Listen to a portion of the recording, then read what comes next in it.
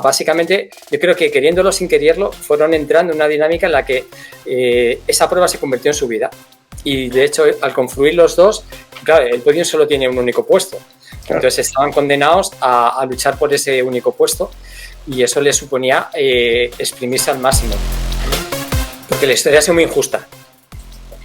Muy injusta. O sea, sobre todo ha sido muy injusta con Scott Tilley. Me parece como que a Dave Scott el primero que le gana es Mark Allen. Y nadie recuerda que hubo alguien que sí ya la había ganado previamente, ¿no? En Hawái. Pues, es que yo no veo a día de hoy que dos grandes referentes se enfrenten entre ellos durante una década. A ver, es que mira, te voy a contar, esto lo sabemos solo los más cercanos.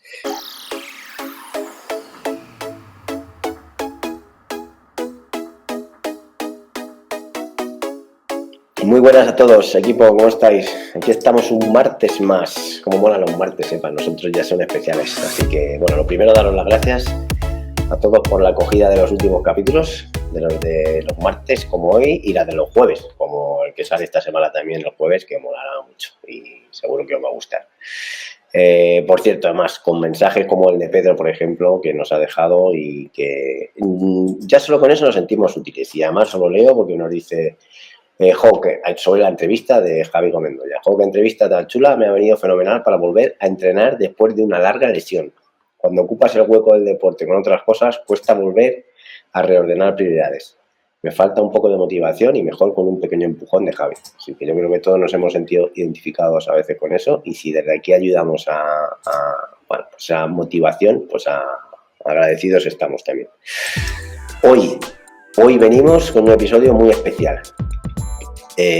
Los Reyes de Kona, lo vais a ver. Pero antes, el miércoles haremos el sorteo, la mañana, el sorteo de un análisis de Mario Cañizares, que está ya a tope. Mucha gente me pregunta, oye, ¿cómo tengo que hacerlo? Pues nada, simplemente es ir a la publicación de Instagram que tenemos con Mario y poner un mensajito abajo, ya está explicado cómo, mencionando a dos colegas, dos amigos y diciendo por qué crees que te viene bien ese análisis. Así que nada, sois muchos ya, sois muchos y bueno, sí. mañana haremos el sorteo en la publicación. Sí. Y bueno, recordar que siguen abiertas las inscripciones para Infinity Half Peñíscola, que hace poco anunciaron que les quedaban ya menos de 200 dorsales, o sea que no os apresuréis y no lo dejéis para después, seguir haciendo ya esas inscripciones porque vuelan. Y recordar también que tenéis abiertos los dorsales para Burriana, que es una prueba multideporte con varias distancias, que si queréis ir con vuestro club, pues es una prueba perfecta. Así que nada, aprovecharlo ahí. Y bueno, hay que repasar algo de actualidad del triatlón de estos días, que viene cargadita, Fercal, porque han pasado muchas cosas en pocos días. Sold out, sorteos, carreras polémicas. Vamos con el repaso, que viene fuerte. Sí, primero, Zua. Ya ha ido el dualón. Empezamos con la noticia que ha encendido un poco todas las redes. Agotó los 600 dorsales en 2 horas. Brutal, ¿no?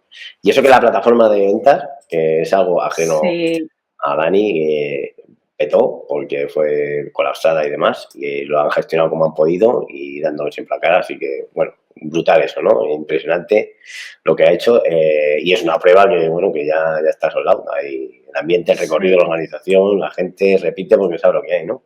Sí, dice mucho, ¿no? De una prueba que en 2 horas vendan los 600 dorsales y hagan ese sold out tan rápido y que muchos, los que repetimos año tras año, yo creo que esta va a ser mi 4ª participación consecutiva allí, o sea que, bueno, Zuiadu es especial. Tiene algo especial, una magia especial que yo creo que cuando vamos ya no queremos faltar los siguientes años, así que sobre todo eso, darle la enhorabuena a Dani y a todo su equipo por conseguir lo que han conseguido, que es maravilloso y que sigue haciendo crecer también nuestro deporte, porque yo creo que muchos de los que vamos somos triatletas y que empezamos la temporada en ese balón largo. Sí, señor. Grande, Dani. Sí. Sí, sí, totalmente. Más pruebas. Bueno, Zarauz, ¿no? Ya está en marcha el sorteo de Zarauz, es mítico. Y Sí, bueno, al inscribirse al sorteo cuanto antes, porque es como la lotería del triatlón. Que te toque un dorsal de Zarauz ya es casi como ganar la carrera. Así que bueno, pues está ahí efectivamente. en marcha. Sí, sí. Que no falten las promesas de Bueno, grupo de Telegram y WhatsApp. Si me toca, entreno en serio, ¿no? sí, sí, Es eso típico. es una excusa. Ya hay una razón, más que una excusa, una razón. Si te toca, ya sabes que Claro. tienes que ir. Así que Sí, sí, eso sí, es. sí. Totalmente, Hasta totalmente. mayo, que empiezan ahí los sustos ya en mayo. Totalmente. Y bueno, lo que ha pasado este fin de semana, Campeonato de España de media distancia en Ibiza, que Pues yo algo que voy a empezar por lo feo, ¿no? Lo que hemos visto, los trenes, me sí, parece vergonzoso. No sé dónde está la solución ahí. No sé si el circuito que han puesto ahora, pues es que no permite otra cosa cuando son niveles tan parecidos. No sé dónde estaban los jueces.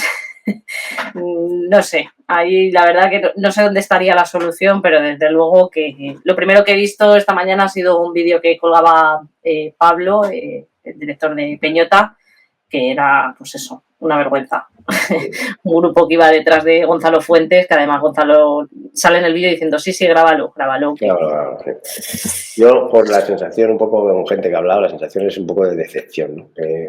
Sí, Vas a competir en serio y no puedes encontrarte con un campeonato de España así, ¿no? Yo creo que, bueno, no sé, esperemos que tomen medidas porque yo creo que daña la imagen a todos, ¿no? Un campeonato de este tipo. Además que lo que se ha visto en las imágenes son los grupos, lo hemos hablado, ¿no? A veces los grupos delanteros, incluso gente que se está ahí jugando el bacalao, porque a veces pasan otras pruebas en grupos de atrás y tal, pues por masificación de gente, ya, por lo que sea. Bueno, pues, es una putada, es así, no debe ser, pero bueno, pero es que pues, los vídeos que se han visto ha sido, no sé. sí, sí.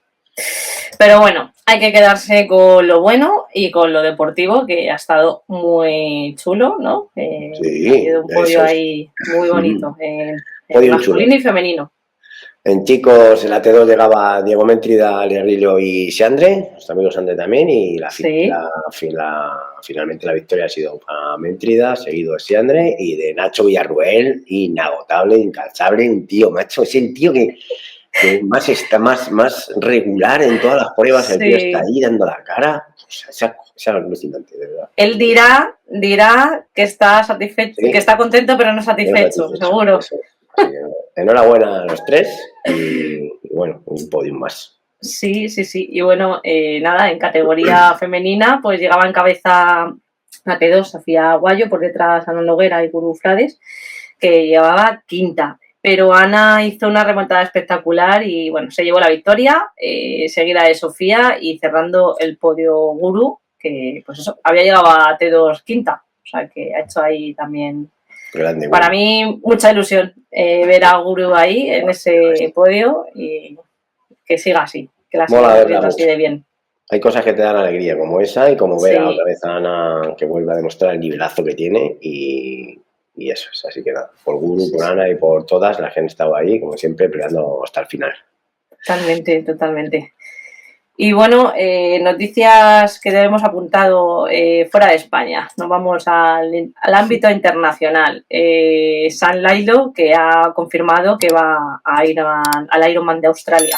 Joder, ya ves, y quiere cerrar el año parece ser este hombre con Con el otra slot. carrera de esta, ¿no? Pero el 2026 lo va a preparar bien, a ver cómo llega, ¿no? Porque lleva un calendario apretadito, al final, vamos, no sé, bueno, es un espectáculo seguro allí. Pero querrá también asegurarse el slot, ¿no? Al final. Supongo, claro, sí, sí. Que cierra el año ahí, pues nada, no, sabes. No creo que tenga mucho problema. Efectivamente. Y bueno, súper victoria para Sara Pérez Pues ya en ves. Xiamen, en Challenge, que como le puse el otro día, pues felices de verla feliz, ¿no? Bueno, Y de que está teniendo una temporada tan buena y después de tanto, pues oye, jolín, ganó también en Samarkand, fue en segunda en City Jazz, lo que hizo en la T100 hace 2 fines de semana, pues al final fue brutal. Súper contentos de verla así de bien. hombre, eso es lo que tú dices, mola verla alegre y feliz, eso mola, porque cuando las Sí, cosas están mal y tal, y bueno, luego tienes cariño a Sara en este caso, pues mola verla así contenta y tal. Y ojo, que esto no acaba aquí, que la temporada apunta bien ahora a Dubái, así que bueno, ojalá vuelva a dar mucha guerra allí y que nada, Sí, estaremos sí. viendo. Enhorabuena. Sí, sí, sí. Pues con esto queda claro que el triatlón no para ni un segundo. Estamos en noviembre y estamos aquí hablando de triatlón. No para el triatlón y nosotros tampoco, ¿no? Porque ahora que sí, nos vamos a la historia, a los orígenes, a los héroes, a las leyendas, ¿no? Totalmente. Hoy viajamos a Kona, a la isla donde empezó todo. Así es, así que nada, preparados chicos y chicas porque empieza nuestro episodio especial, los reyes y reinas de Kona. Ahora vamos a dejar con ellos y, a ver, como resumen, antes de ver la prueba, o sea, antes de ver el capítulo, ¿qué cosas vamos a poder ver aquí? Vamos a poder ver en este capítulo, vais a salir sabiendo que el Ironman no nació como una marca, como lo conocemos ahora, sino que fue una locura entre amigos en una pequeña isla allí en el Pacífico, y que una mujer, Valerie Silk, fue quien la salvó y lo convirtió en el fenómeno mundial que hoy conocemos, ¿no? Así que vamos a ver eso cómo fue. También vais a descubrir por qué la rivalidad entre Dave Scott y Mark Allen sigue siendo 40 años después la historia más poderosa del triatlón, una batalla de mente, alma y de superación que definió una era, ¿no? Yo creo. Totalmente. Hablaremos también de las mujeres que cambiaron Kona, como Julie Moss, la triatleta que arrastrándose hacia la meta emocionó al mundo, ¿no? Y le dio sentido a la palabra Ironman. Total. Y también recordaremos a los héroes olvidados, ¿eh? Hablaremos con Juan de esta parte, sacando nombres como Scott Tinley, Scott Molina, Greg Welch, que también fueron reyes allí en Kona, aunque la historia no los haya coronado, desde luego. Totalmente. Y entenderéis por qué Kona no es solo una carrera, sino una isla viva, ¿no? Con una energía que te acepta o te rechaza. Y es por eso un episodio para los que no solo compiten, sino que aman la historia de este deporte. Además, al final, sorpresa, decimos que habrá sorteo de 2 ejemplares del libro, que ya hemos hecho spoiler, que sea así. Ya lo hemos dicho ahora, sí. Ya hay spoiler, pero que lo sepáis. Ya está. Al final. Entre los que sois fans y nos apoyáis semana a semana. Así que sin más, os dejamos ya con Juan Hernández y la entrevista que hicimos hablando del primer libro en español, que desvela los grandes duelos de la historia del Ironman, Reyes de Kona. Muy buenas a todos, equipo, ¿cómo estáis? Aquí estamos un día más. Estamos muy a menudo con vosotros y estamos súper a gusto, y vosotros con nosotros. Y hoy vamos a traer un capítulo especial. Decimos esto de todo, pero este es especial. Para mí, personalmente, es especial por lo que representa. Y hoy vamos a hablar de los reyes y las reinas de Kona, ¿no? La historia que cambió el triatlón para nosotros. Lo primero, permitidme que con esta voz, que tengo un poco de estas fechas de trancazo, recién venido del médico, me ponga un poco presentador, con tono evocador y cinematográfico, como quería decir, pero hay algo especial en la historia del triatlón que va más allá de los tiempos, los vatios y los récords. Es la historia de una isla, de una energía que te acepta o te rechaza, como nos dijo Juana, de hombres y mujeres que convirtieron el sufrimiento en legado. Hoy viajamos, chavales, a la historia, a los orígenes de Kona, a los días en que el Ironman no era una marca, sino una locura entre amigos. Hablaremos de Dave Scott y Mark Allen, los eternos reyes, símbolos de dureza mental y superación. Pero también vamos a hablar de las mujeres que cambiaron la historia, como Valerie Silk, la mente que hizo del Ironman un fenómeno mundial, porque es por ella, ni más ni menos, que en la actualidad podemos día a día debatir sobre si los slots son justos o no, o si es difícil o no clasificar, y tantas cosas que hablamos sobre Ironman, esa palabra, ¿no? Julie Moss, la mujer que arrastrándose hacia la meta inspiró a generaciones enteras, y sin olvidar también a los héroes invisibles, que los hay, como Scott Tinley, Scott Molina, Greg Welch, los que también fueron reyes, aunque la historia no los haya coronado. Este episodio es para quienes no solo compiten, sino que aman la historia del deporte. Para quienes saben que el verdadero Ironman no se corre, se cuenta. Y para esto hoy nos acompaña Juan Hernández, autor de Los Reyes de Kona. un viaje apasionante por las raíces del triatlón, las rivalidades legendarias y las personas que convirtieron una locura en una religión. Empieza aquí hoy el capítulo especial de la historia de los reyes y reinas de Kona. Así que, Juana, bienvenido. ¿Cómo estás? Pues muy bien, menuda presentación. La verdad que hace muy atractivo el tema y yo creo que vale la pena un poco porque yo creo que hay mucha gente que desconoce un poco los orígenes de su propio deporte, ¿no? Entonces yo creo que va a ayudar bastante este podcast que vamos a grabar hoy. Claro que sí, pues bienvenido, Juanan, y nada, un placer tenerte aquí con nosotros. Y bueno, que no solo eres autor de los libros de Reyes de Kona, sino que bueno, que también te pongamos un poco en contexto, licenciado en Ciencias del Deporte, director adjunto de la Dirección Técnica de la FETRI, internacional con la selección española y fundador de 2 clubes de triatlón. Así que algo de triatlón sabe Juanan. Recupera los inicios del Ironman desde OAU, no desde Kona, y la evolución hasta convertirse en una corporación global. Yo quiero, Juanan, que nos cuentes un poco en qué momento tú decides que la historia del triatlón debería escribirse y que tú eras la persona para hacerlo. No sé si yo era la persona. A ver, ha habido más gente antes que yo, con lo cual me siento liberada de esa presión. Seguramente sí en español, eso seguro. Claro. Y sí, el triatlón corre por mis venas. Desde los 17 años que me vi inmerso en una maraña de brazos en una salida de natación, yo creo que ya mi vida cambió y así hasta hoy, ¿no? Aunque luego profesionalmente, los derroteros de la vida me han llevado por otros sitios, pero eso nunca ha quitado para que mi relación con el triatlón siempre estuviera ahí, ¿no? Y los motivos como tal, pues bueno, yo creo que para mí el Ironman de Hawái, yo lo viví desde mi llegada, claro que es en el año 87. Claro, para entonces el triatlón ya tenía su propio recorrido previo, ¿no? Entonces, bueno, pues para mí fue pues como la adrenalina, porque fue llegar y me imbuí. O sea, fui, yo creo, de la poca gente que consiguió pues suscribirse a revistas americanas, porque aquí en España había prácticamente estaba curricular y poquito más. Luego llegó Bici Sport, que también empezó a hablar de tri. Pero ya te digo, si querías enterarte un poco de algo de triatlón tenías que irte a Estados Unidos. Entonces me suscribí al Triatlete y al Inside Triathlon y ya digo, a través de una tienda en Madrid tuve que hacer diabluras, pero bueno, y entonces yo ya sentía que por comparación, digo, yo creo que soy el que más sabe de triatlón ahora mismo, ¿no? Y eso siempre lo mantuve y llegó un momento yo ya acabé mi carrera deportiva como triatleta, pero yo seguía vinculado, por supuesto, y me puse en contacto con la revista Finish de Triathlon para proponerles una serie, que es la serie, se llamó Triathlon Nemesis, y se trataba de recoger los grandes enfrentamientos de los triatletas a lo largo de la historia, ¿no? Y claro, aquel formato de doble página, pues llegó un momento que se me quedaba pequeño, porque había muchísimas cosas que yo sabía que no entraban. Así que, bueno, simplemente era cuestión de tiempo de que encontrara el momento para recoger toda esa información, volver a documentarme mucho más, desde luego, porque ahora ya sí que tenía conciencia de que quería escribir un libro. Entonces ya no valía con los recuerdos del pasado, lo que yo había leído en las revistas que podía tener por casa.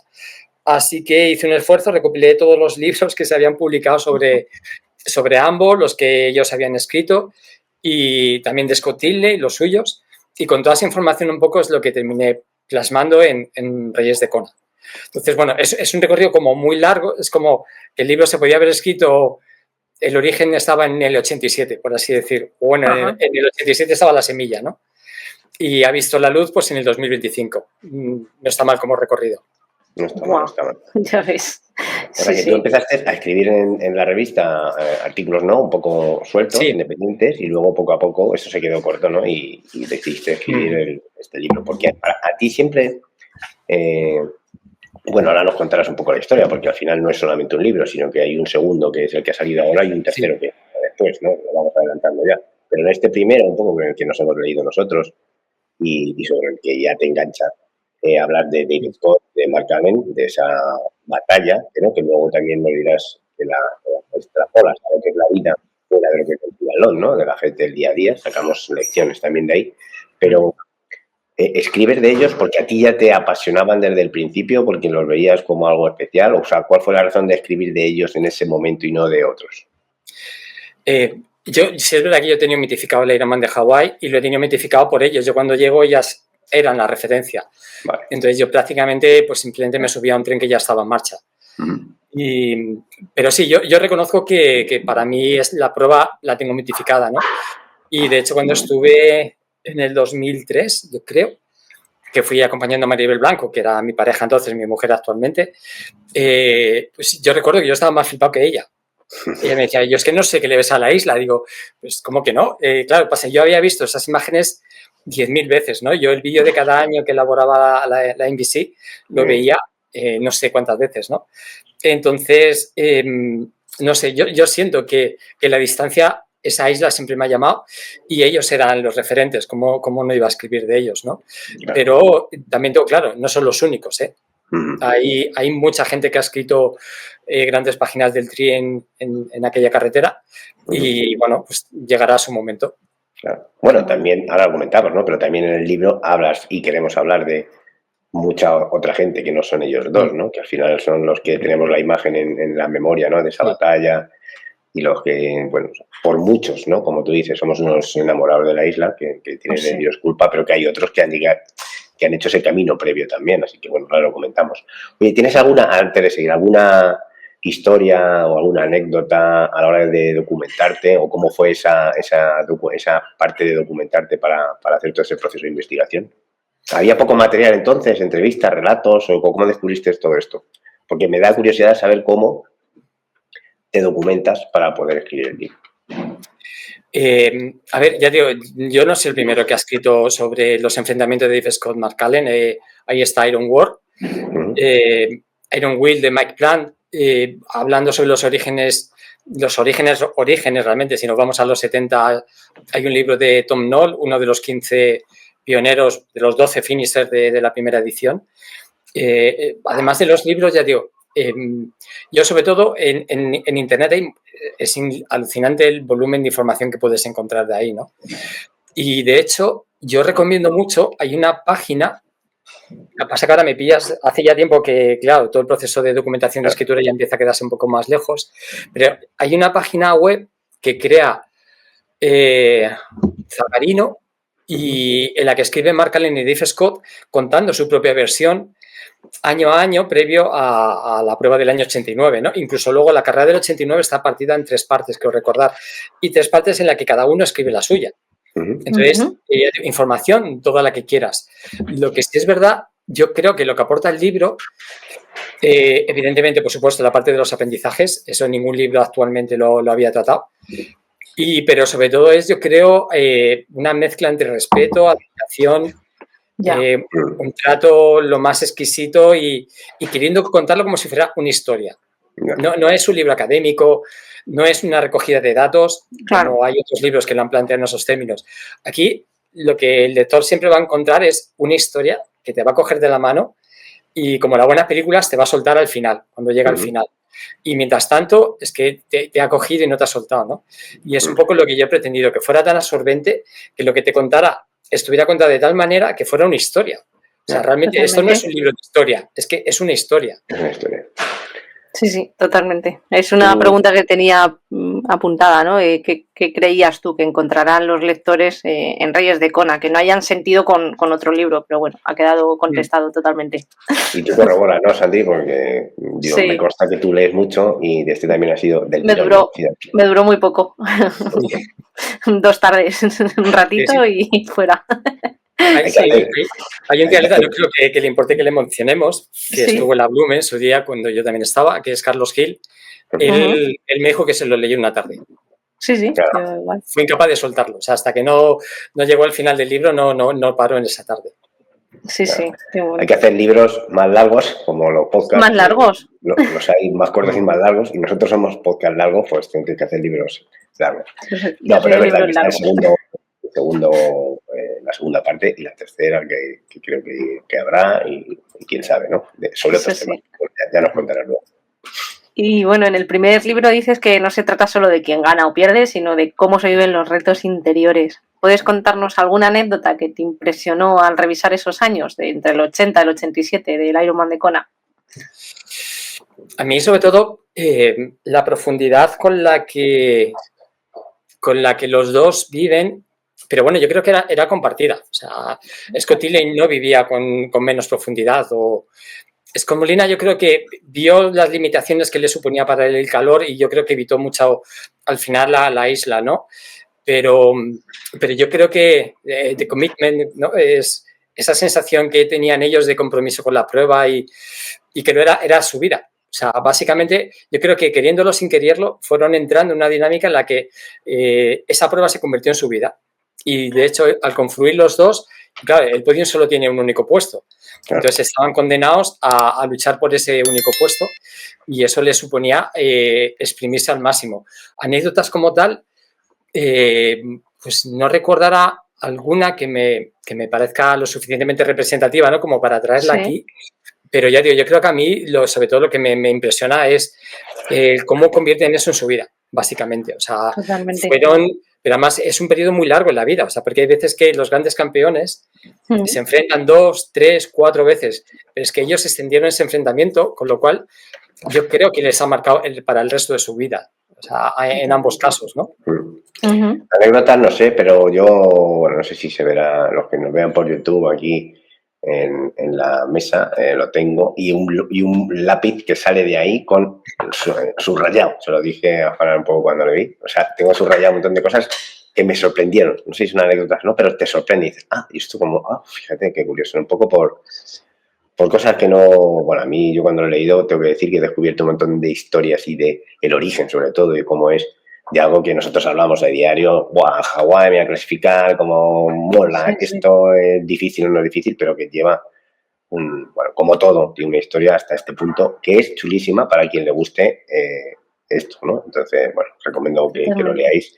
Y sin destripar el libro entero, porque no lo vamos a destripar entero, para eso hay que leerlo, vamos a dar unos toquecitos un poco de lo que cuentas en el libro, ¿no? Pues el origen del Ironman, ahí se cuenta que nace, si no me equivoco, en el 78, como origen, con John y Judy Collins. Este es matrimonio militar de Oahu, que estaban locos, digo yo, entre comillas, bendita locura, y que unen 3 pruebas ahí locales, como eran la travesía, la vuelta ciclista y el maratón, ¿no? De Honolulu, algo así, y montar una prueba, grandes rasgos, en la que la primera vez solo hay 15 inscritos y acaban 12, ¿no? Algo así. Y luego tenemos otra imagen, entre eso y otra imagen que hay después, mucho después, que es la de Julie Moss, ya en el 82, que da la vuelta al mundo y que convierte el Ironman, yo creo que en un fenómeno global, ¿no? Porque la vemos arrastrándose, entrando, súper mítico. Entonces, cuéntanos un poco a grandes rasgos, sin entrar en mucho detalle, hasta que pasemos al siguiente punto que hoy queremos tocar, que es el de los Reyes de Kona como tal, que son Dave Scott y Mark Allen, cómo es el origen del Ironman de Hawái que conocemos hoy en día y que tanto nos quejamos o no de que haya slots o sea difícil. Pues, a ver, el origen es una concatenación de como de eslabones perdidos que se van encadenando ellos solos.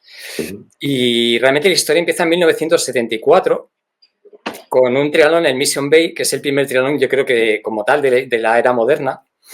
Y ahí es donde hacen su primer triatlón, pero toda la familia Collins, o sea, tanto Jude como John y sus 2 hijos, que yo creo que serían 14, 15 años, no podían tener más. Y ya digo, pues los 4 participan en ese primer triatlón de Mission Bay, que a su vez viene de otra prueba previa del año 72, que toda esta historia que os estoy contando, ya os adelanto, que forma parte del tercer libro, que va a ser Originals y habla realmente de los orígenes del tri hasta el año 82, porque luego ya del año 72 en adelante es una evolución casi ya como sigue el orden lógico cuando ya te conviertes en una prueba tan grande, ¿no? Ya poco a poco ya tiene los números, ya tiene la capacidad de crecer por sí misma, ¿no? Pero hasta ese momento siempre se manejaba un poco en el límite. Entonces ya digo, si venimos del año 72, 74, en el 75 los mandan a la isla de Oahu. John Collins es un comandante de la Navy y lo envían allí como destino. Ambos ya venían del mundo de la natación y del atletismo, con lo cual se dan allí de alta en los 2 clubes de referencia, tanto natación como atletismo, y el nivel de involucración que tienen con ambos clubes les llevan a hacerse cargo de la organización de un biatlón que hacían para hacer una especie de prueba donde pudieran medirse los corredores contra los nadadores de la isla. Entonces, quien ganara el biatlón, pues es el mejor de todos, ¿no? Así que, pero claro, Jude la mujer todavía recuerda las sensaciones que le dejó el triatlón de Mission Bay y es cuando se plantea introducir el ciclismo para que aquello no sea un biatlón, sino que sea más que un biatlón, ¿no? Entonces vuelve a ser otro triatlón, pero claro, las distancias de Mission Bay no tienen nada que ver, son mucho menores y ya para entonces ellos ya habían dado la travesía de Waikiki, que son las 2,4 millas famosas, la maratón de Honolulu y bueno, faltaba un referente que sería para el ciclismo, pero que ya existía, que era la Vuelta a la Isla. Pero bueno, había una casualidad y es que resulta que la Vuelta a la Isla se hacía en 2 días. Pero bueno, ellos deciden meterlo en un evento de todo junto en un solo día, ¿no? Y de ahí sale casi de un enamoramiento de Jude o del impacto que le generó la prueba del 74. Todo esto la gente no lo sabe, la gente piensa que al final todo viene, al final la famosa cena y las cervezas, pero realmente ellos cuando en esa fiesta lo presentan, yo ya lo tenía más claro que ninguno de los que estaba allí, ¿no? Y casi utilizó, yo creo, la excusa de aquella entrega de premios para presentar la prueba que ya tenía en la cabeza. Claro. El recorrido, que ya digo que se desconoce seguro, que yo soy el primero que he descubierto, yo no sabía un poco que todo venía esbozado de más atrás, pues ya digo, viene un poquito esbozado en Reyes de Kona, pero lo que sí es verdad es que yo no les vi relación para una historia en la que quieres contar un enfrentamiento entre dos grandes. Claro, aquí te centras en esto. Eso es. Así que lo que pasó fue que dije, mira, esta información no se puede perder y yo creo que lo que voy a hacer es trasladarlo a otro libro y que realmente refleje toda esa información porque es que vamos camino de 50 años y de aquí a nada se perderá. Con lo cual, bueno, por lo menos que haya ahí una obra en la que siempre puedas mantener vivos los recuerdos, ¿no? de aquellos años, que por supuesto no se parecen nada a lo que conocemos a día de hoy del Ironman, ¿no? Totalmente. Y bueno, pasando a Reyes de Kona, a la rivalidad entre Dave Scott y Mark Allen, bueno, leemos un pequeño resumen de esa parte que ahora nos detallas con algunas preguntas que tenemos. El Iron War, 11 años de enfrentamientos en Kona. Scott, el perfeccionista mentalmente indestructible. Allen, el talento que necesitó años de derrota hasta ganar. Es una historia de superación, de aprendizaje, de psicología deportiva. Y bueno, Kona se convierte en un personaje más, ¿no? Una isla que te acepta o que te derrota. ¿Por qué crees que la rivalidad entre Dave Scott y Mark Allen sigue siendo tan magnética después de 40 años? Porque es irrepetible. Es que yo no veo a día de hoy que dos grandes referentes se enfrenten entre ellos durante una década. Porque, claro, realmente el 89 es la prueba un poco donde aquello estalla. Es como es que ni el mejor guionista hubiera creado una obra con ese desarrollo y ese desenlace, ¿no? Y el 89 al final no deja de ser el episodio final de una obra que empieza en el año 82. ¿Sabes? Porque al final nadie, si me hubiera puesto a escribir sobre el año 89, dejaría a la gente de entender muchas de las cosas que habían en juego en esa carrera. O sea, Mark Allen se enfrentaba a sus fantasmas del pasado de la misma manera que Dave Scott se enfrentaba a los suyos, a su miedo, a asumir que el paso de los años y la calidad de Allen llegaría el momento que terminarían por vencerle en la isla, que era el territorio que él consideraba suyo. Entonces, ya digo, hacía falta hacer ese recorrido, ¿no? Pero es que, si es verdad que nunca más vuelven a coincidir, pero ellos, en su idea siempre está volver a enfrentarse en Hawái, sobre todo en la de Dave Scott, desde luego. Claro. Quería la revancha sí o sí. Y bueno, las circunstancias hacen que no vuelva a haber una repetición de los enfrentamientos en Kona, ¿no? Y respecto a la isla, curiosamente, Lucy Charles este año ha hecho el comentario en la misma línea diciendo que tú no vences en la isla si la isla no te da el permiso para hacerlo. Exacto. Entonces, yo ya no hace falta decir más. O sea, si en el año 2025 una de las grandes favoritas, si no la gran favorita, afirma de esa manera tan categórica, es que no sentirán ellos, ¿no? Que se juegan la carrera en ese ambiente y sienten que necesitan estar bien con la isla. Si no, igual no lo van a conseguir. Es muy curioso. Es casi inexplicable, pero es que hay que escucharles a ellos, ¿no? Mark Allen lo decía. Dave Scott es que era otra manera de funcionar completamente distinta, pero ya digo, cualquier otro triatleta entiende que es la isla, es una personalidad con la que tienes que estar a bien. No puedes estar a mal, porque entonces has perdido. Ya. Está claro.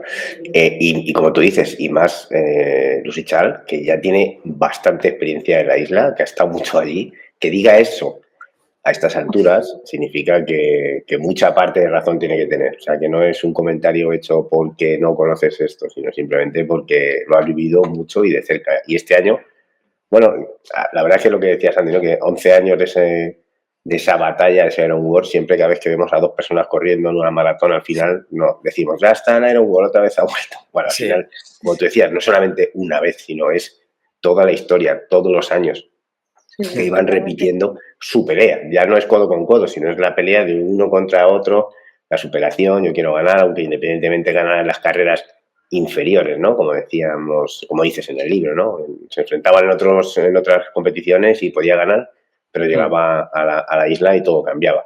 Entonces, bueno, pues esa batalla este año parece que le vamos a vivir con Lucy Chan y Taylor Knibb. Al final la isla, como decimos, puso a cada una en su sitio en ese momento porque no pudo ser. Estuvieron luchando ahí codo con codo un ratito y siempre pensamos en esa batalla. En chicos en Niza fue igual, parecido. En vez de 2, 5 estuvieron luchando esa maratón.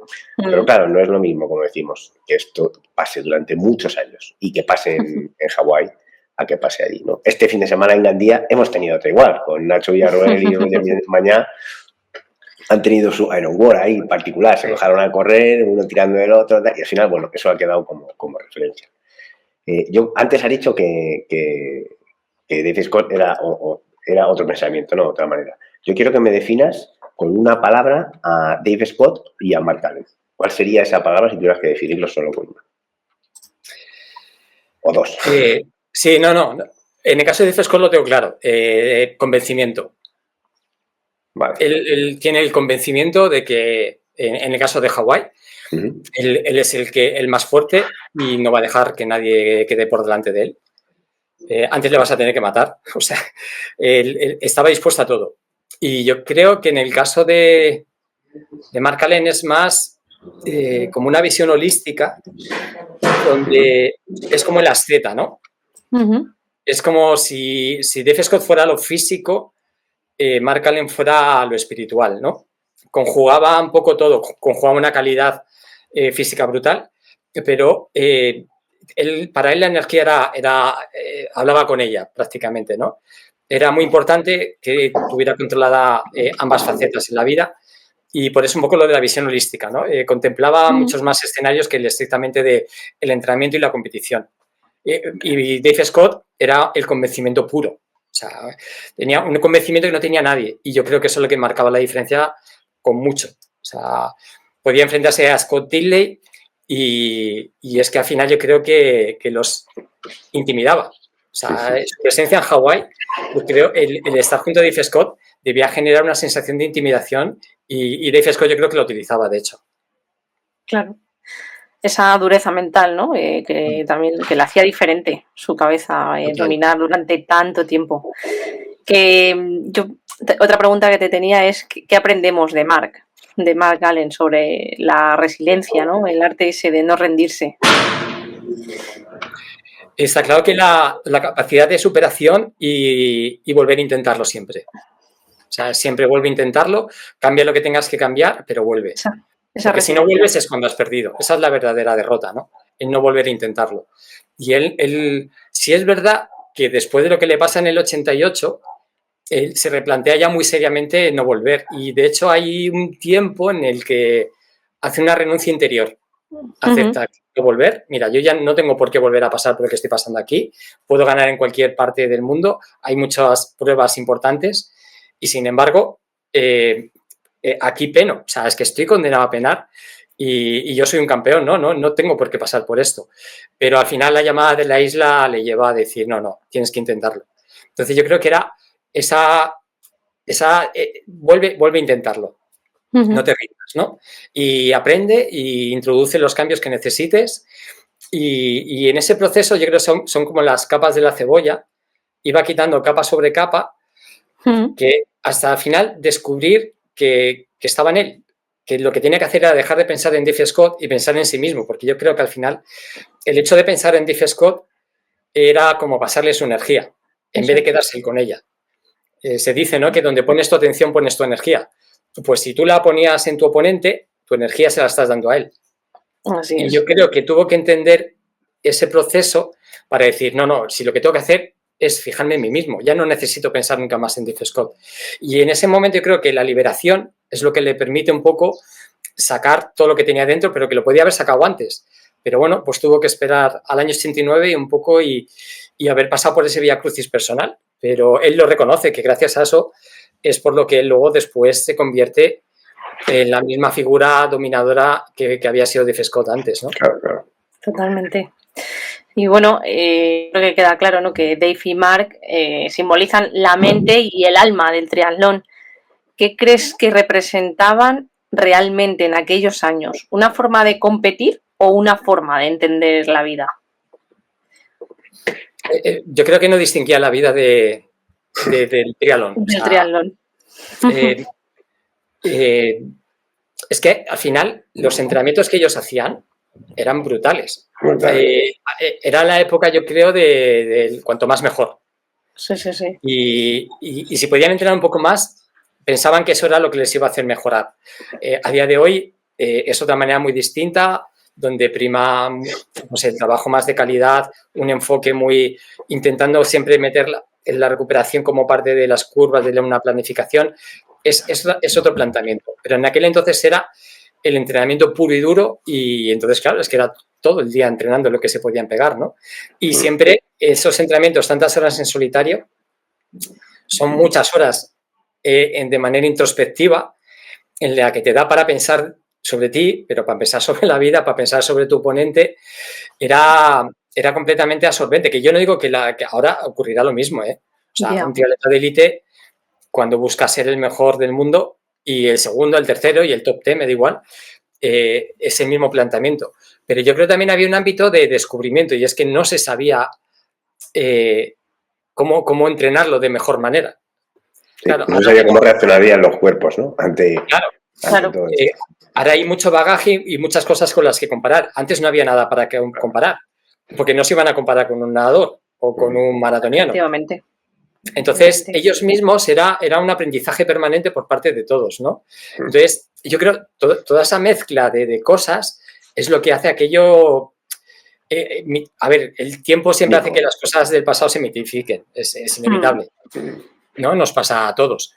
Pero yo creo que es que hay un aura especial en ese enfrentamiento que yo creo que ya digo, a día de hoy yo lo veo irrepetible. O sea, sería maravilloso que volviera a ocurrir, ¿eh? O sea, vamos, a mí me encantaría, porque seríamos todos, pues, testigos de un momento privilegiado otra vez, ¿no? Está claro que son generaciones totalmente diferentes y me ha recordado a cuando hablábamos con Iván Raña, ¿no? Y decía que él cuando competía, dice, no había redes sociales, la gente no colgaba las cosas, yo no sabía nada de mis rivales hasta que llegaba la siguiente competición, no sabíamos cómo estaba entrenando nadie, no teníamos al alcance toda esa información, dice, entonces tenía como esa magia que ahora pues ya no la hay, ¿no? Porque ya todo el mundo cuelga sus cosas en redes sociales, saben dónde está entrenando, qué está haciendo, y dice que claro, eso se pierde, está claro que son generaciones diferentes y se han perdido. Eso me recordaba a mí también, a Iván, cuando nos decía que, por lo que tú decías de la soledad, que de viajar solo, de verse solo en muchas circunstancias, de tener que sacar las castañas de fuego él solo en ciertos momentos, pues eso lo ha hecho también esa dureza mental y esa manera de avanzar, ¿no? Y bueno, y sobre lo que me comentas de que ese aura, ¿no? Esa leyenda, yo creo que la rivalidad, en ese caso, construyó una leyenda. Yo creo que hoy en día, o hace un tiempo, no existe una rivalidad tan grande, o sea, no hay dos figuras que sobresalgan siempre, porque hemos pasado por épocas en las cuales pues hay gente que tiene rivalidad entre ellos, pero entra otro de repente, luego ese que está ya no está, entonces van un poco como bailando, pero no hay esa rivalidad clara ahí, ¿no? Yo creo que que no hay nada ahora, ¿no? Pero si tú tuvieras que elegir un personaje actual del triatlón, un triatleta de larga distancia, ¿ves con potencial en convertirse en una leyenda a alguien de los que hay ahora mismo o no? Pues vamos a ver dónde llega Gustav Iden. Porque por edad, bueno, pues tiene muchas posibilidades de seguir evolucionando y es muy raro lo que ha conseguido. Llegar a tu primer Ironman y de repente que pues venzas a todos los mejores y te lleves un campeonato del mundo. Pero sí es verdad que tiene que demostrarlo en Hawái, también te digo. Entonces, no lo sé. Es que ahora también es verdad que antes no había tantos favoritos, las cosas como son. Ahora el elenco y el nivelazo que hay en el top 10, top 15, es que es un buen día de cualquiera de ellos y se lo lleva. Entonces, es que es muy difícil comparar los tiempos. Yo creo que la competitividad ahora es mucho mayor. Antes estaba más concentrada y ahora está como más repartida ese nivelazo. O sea, Maribel lo dice muchas veces, dices que no te imaginas el nivel que cuando ves ahora un triatlón desde fuera, en cualquier categoría, en España, en cualquier distancia, es que comparado con nuestros tiempos cuando competíamos, es que dices, es que todo el mundo nada muchísimo, todo el mundo anda muchísimo en bici, todo el mundo corre con unos ritmos impensables. Entonces es muy difícil que se pueda repetir un dominio tan abrumador de un triatleta, o dos, me da igual, es muy difícil. Sí, totalmente. Y bueno, vamos a adentrarnos en las mujeres que cambiaron Kona, ¿no? Poner el valor fundamental del papel femenino en la historia del Ironman. Juanan, en tu libro y tus investigaciones hablas del papel crucial de Valerie Silk. ¿Quién fue realmente y cómo cambió el Ironman? Estamos aquí por ella. Efectivamente. Estamos aquí y por Jude Collins. Sí, totalmente.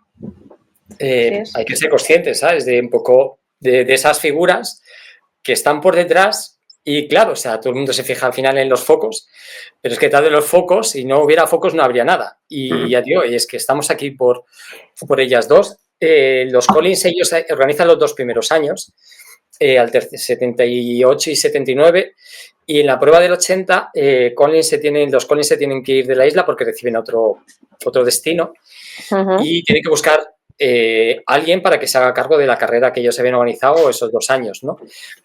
En el libro lo cuento, hay un momento en el que no encuentran nadie que quiera hacerse cargo de esa locura de prueba a nivel logística. No a punto, ¿no? De desaparecer ahí, ¿verdad? Sí. Eso es, entonces en el último momento aparece la figura de Hank Grundman, que es el dueño de una cadena de gimnasios en Oahu, Nautilus, y lo que ocurre es que él realmente lo que hace es que acepta el reto de organizar la prueba, pero se la encarama a su mujer, que era Valerie Silk.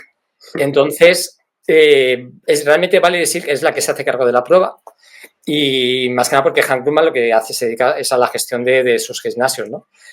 Lo que ocurre es que poco después, enseguida, ellos se divorcian y de repente se queda Valerie Silk con una prueba en la que ella tampoco creas que ella no entendía cómo estaban patrocinando esta carrera de locos y es ella la que poco a poco empieza a enamorarse ella misma, ¿no? Y de los participantes. Más que de la prueba, yo creo, ella lo que le llama la atención es los participantes y siente un compromiso hacia ellos, pero que luego ya termina siendo un enganche total.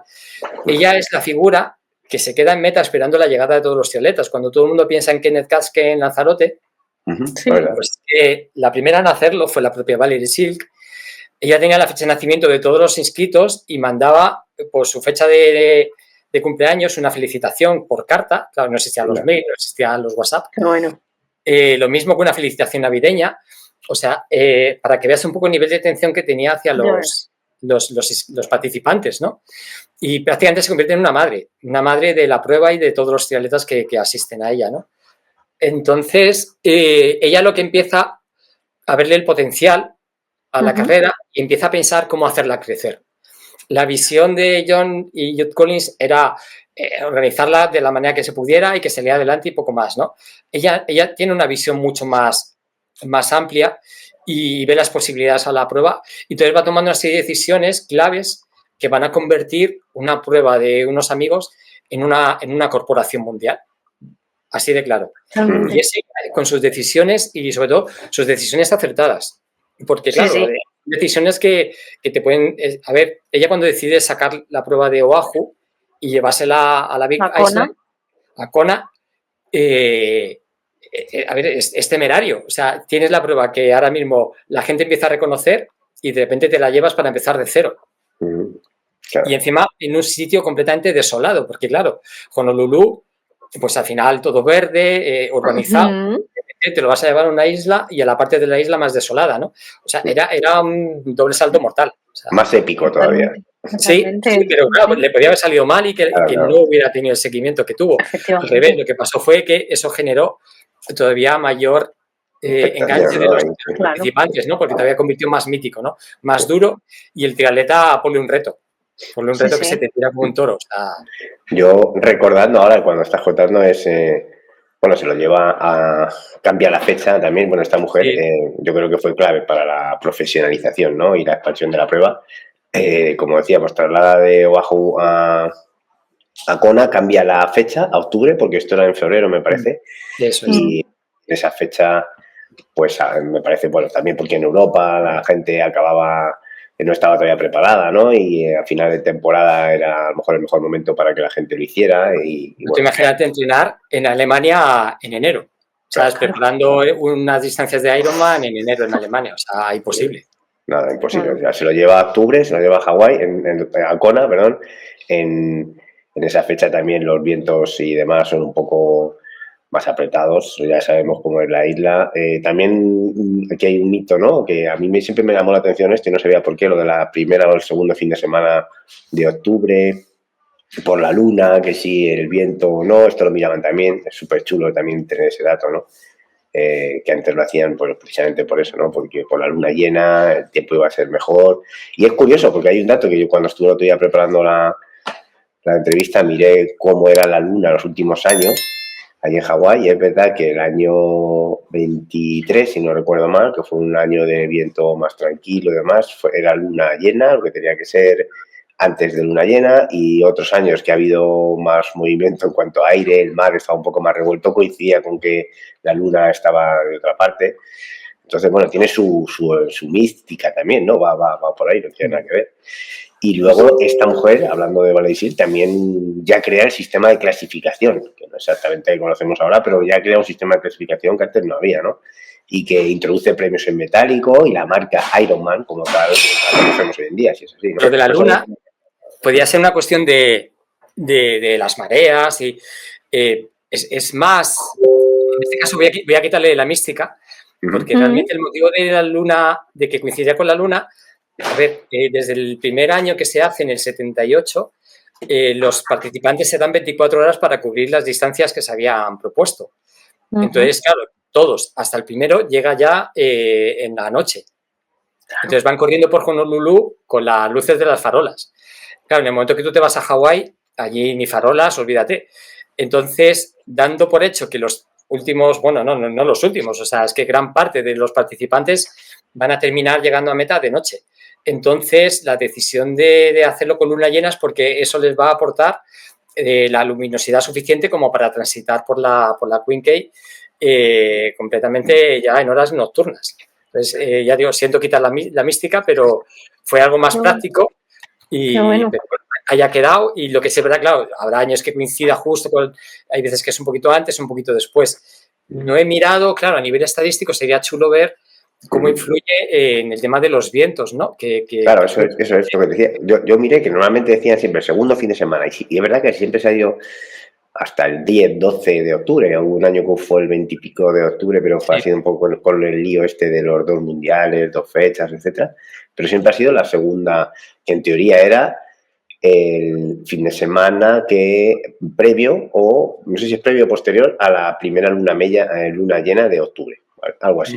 Esto Jaime Dularca lo sabe perfectamente, me lo comentó un día. Y ya te digo, yo mirando el otro día vi exactamente que era algo así, ¿no? Las ediciones en las cuales ha sido un poco más ventoso y tal, coincidía con un tipo de luna y otros al revés.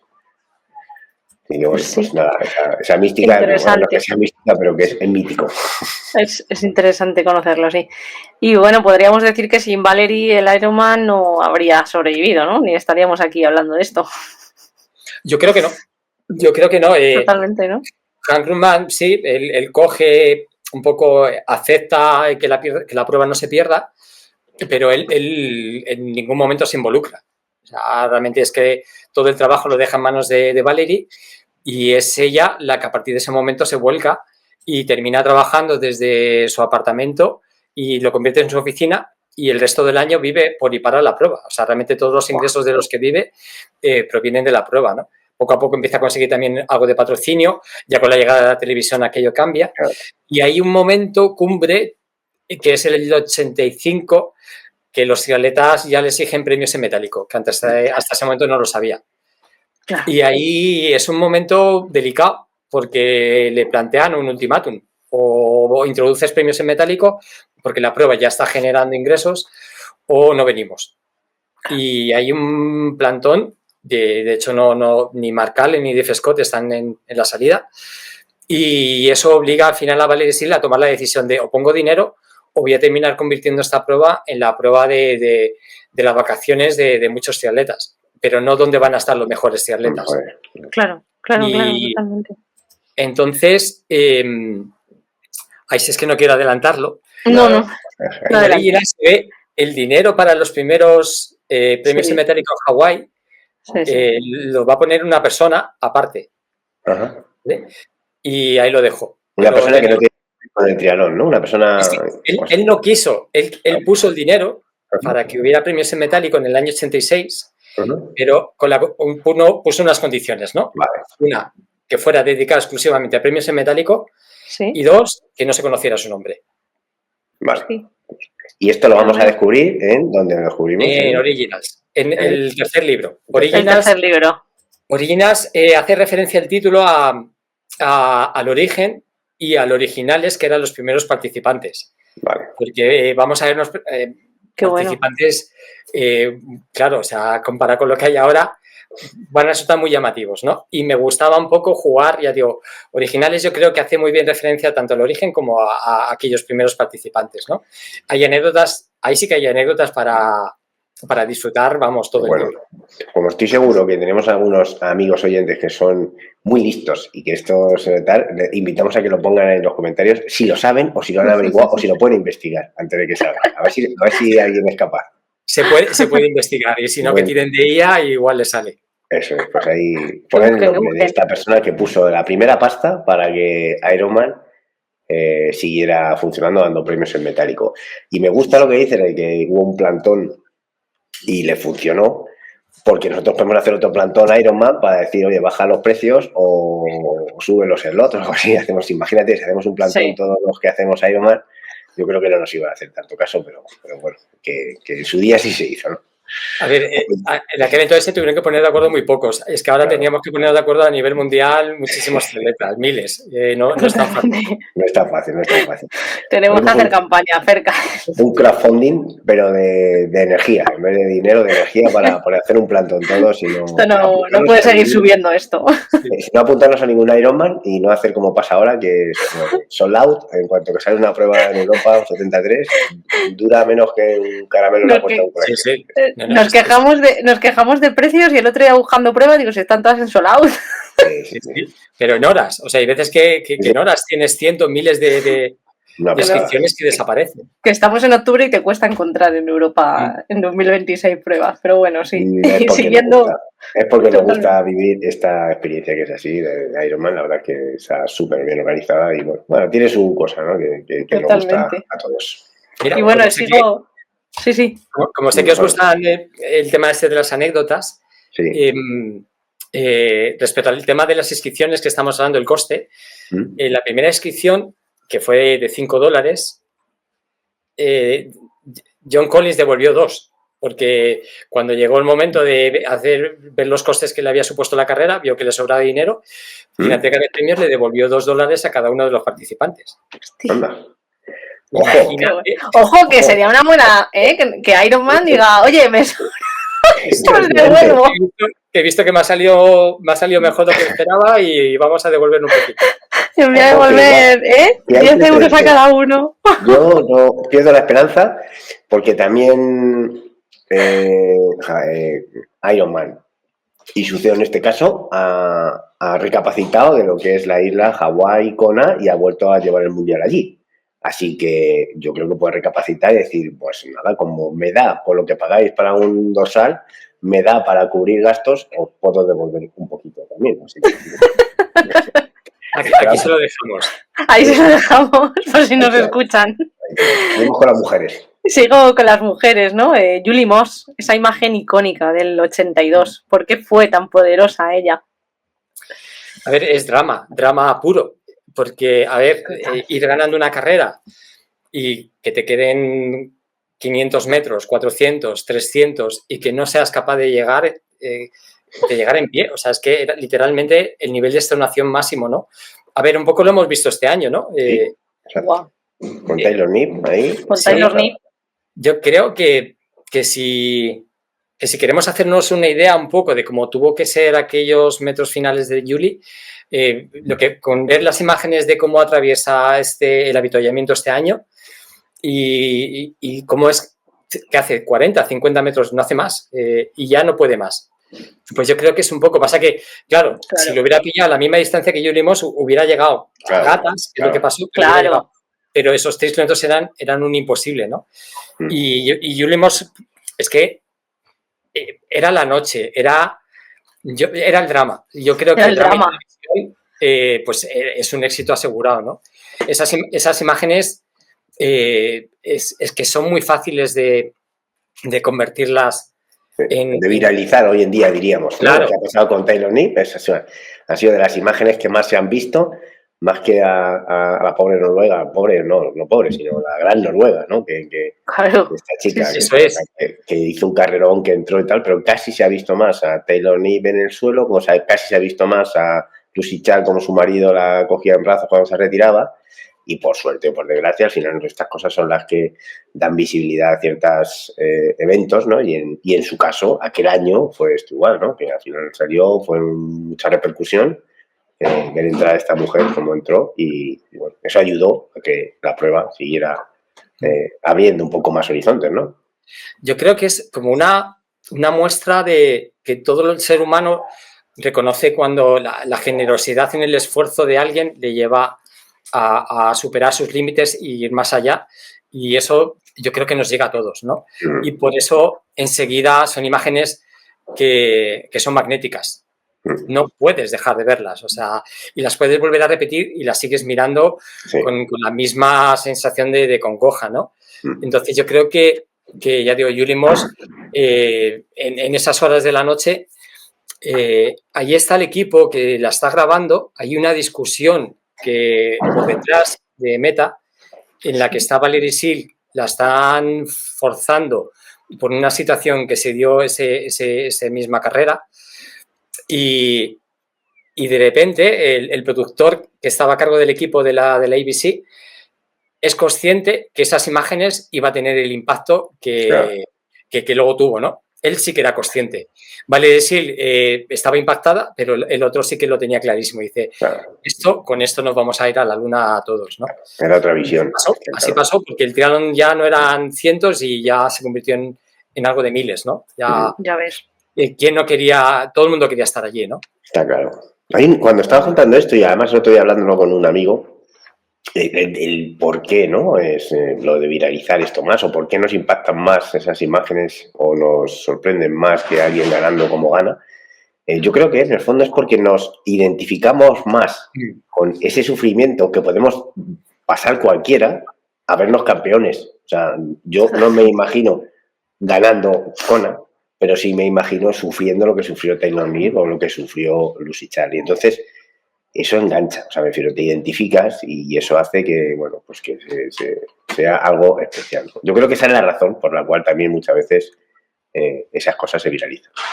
Sí. Viralizar es la palabra de hoy en día, pero en su día no existía viralizar, pero existía lo que existiera, que fuese más audiencia. El director, como tú dices, de esa cadena de televisión sabía que lo iba a petar, ¿no? Y con esas imágenes. Y, sí. Bueno, así fue. Sí, totalmente. A ver, Hawái tiene... es que cuando de repente se llevan el campeonato del mundo a Niza, ¿no? Niza nunca iba a dar lo que tiene Hawái. Hay una serie de ingredientes que no tiene, pero no tiene ninguna otra prueba, también te digo. Yo recuerdo en el 2003 ver a los triatletas, me di cuenta que de repente allí eran humanos. O sea, yo les había visto en Copas del Mundo, en Campeonato de Europa, había estado con ellos y siempre la sensación un poco es que no sufrían. Eran como superhéroes, ¿no? Y de repente allí me di cuenta que eran igual de piltrafas, eran igual de pequeñitos que cualquiera. Mira, vi a McCormack, era el kilómetro 10 aproximadamente, y le vi cómo venía y daba la sensación de verdad, o sea, como podía ser cualquier grupo de edad. Eso es.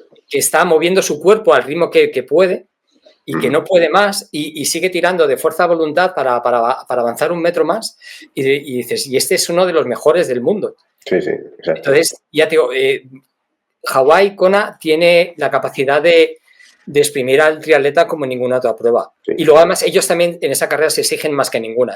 Claro. Ellos, el ritmo de bici, yo creo que cada año es más loco y son conscientes de que les puede salir mal, pero es la única manera de poder vencer. Y yo creo que las ganas de querer estar delante de carrera les lleva a ir por encima de sus posibilidades. Pero claro, es que luego viene una maratón a unas temperaturas y unas condiciones que van a sacar a relucir todos los excesos que has cometido antes, ¿no? Está claro. Una pasada. Entramos en el bloque de los olvidados de la historia, ¿no? Que queremos comentar también y que además a mí me ha sorprendido. Es unas cosas que me han enganchado del libro porque claro, hay figuras que desconozco completamente y que no conocía, pero que al final han tenido mucho que ver en esto también y que tienen sus propias historias, ¿no? Detrás, como es Tinley, como es Molina, Welch. Bueno, en el libro das protagonista a estos triatletas que la historia ha dejado atrás ahí en segundo plano. ¿Por qué era tan importante para ti incluirlos? Porque la historia ha sido muy injusta. Muy injusta. O sea, sobre todo ha sido muy injusta con Scott Tinley. Parece como que a Dave Scott, el primero que le gana es Mark Allen. Y nadie recuerda que hubo alguien que sí ya la había ganado previamente, ¿no? En Hawái. Y fue Scott Tinley. Y esa victoria, lo que pasa es que, claro, es el año en el que coincide con la llegada de Julie Moss. Y, claro, se lleva todas las atenciones de aquella prueba, ¿no? Entonces, yo creo que y la visión y la percepción que tiene Tinley es que es de injusticia. Y es cierto, yo me puse en contacto con él y cuando le conté un poco el proyecto del libro, pues un poco era reacio, porque claro, o sea, ya, ¿y por qué no escribes de mí? No, un poco, no me lo dijo con esas palabras, pero es verdad. Pero es que además es que no nos estamos inventando nada, ¿no? Este hombre ganó 2 veces, ¿no? Allí, si no me equivoco. Él gana en el 82, en la edición de febrero, y luego la edición del 85, porque él sí que va a Hawái. Él gana esa edición. Pero es que en el 90 él hace segundo. O sea, es que él tiene, y un segundo puesto también detrás de Dave Scott. Es que si miramos los puestos, Allen porque gana 6 veces al final, pero es que Allen no tenía tan buenos puestos como tenía Tinley. Entonces, ya digo, todo se ha centrado tanto en Mark Allen y en Dave Scott que ha sido como muy injusto, ¿no? Pero luego hay una serie de gente que es que fue protagonista, pero es que la atención la acapararon tanto ellos que pasaron desapercibidos. Pero sí es verdad que un Greg Welch, pues que estuvo ahí siempre rondando, siempre con la misma ambición que ellos, pero es que, bueno, tuvo que aprovechar la ausencia de Allen para poder vencer él, ¿no? Entonces, ya digo, es que atrajeron, no injustamente, porque ellos no hicieron nada, o sea, ellos hicieron lo que tenían que hacer, ¿no? Pero es la historia la que no ha recogido un poco el papel y los logros de otros atletas y especialmente Scott Tinley, seguro, o sea, seguro. Está claro. Claro, y totalmente. Este hombre, Welch, era australiano, ¿no? Que en teoría pues, rompió la hegemonía de los americanos, ¿no? Como eran ellos. Sí. Welch era... australiano, creo, ¿no? Sí, en corta distancia tenía una carrera a pie demoledora. Tenía una chispa y claro, la cosa es que tenía que demostrarlo en Hawái. Es curioso cómo los triatletas se querían ir a Hawái y aunque no fueran con sus condiciones, y yo creo que las de Welch no iban con una prueba como Hawái. Y sin embargo, él también quiso decir, bueno, pues también puedo aquí, ¿no? Y le costó. Y tiene pruebas con buenos resultados, pero también pruebas con muy malos resultados.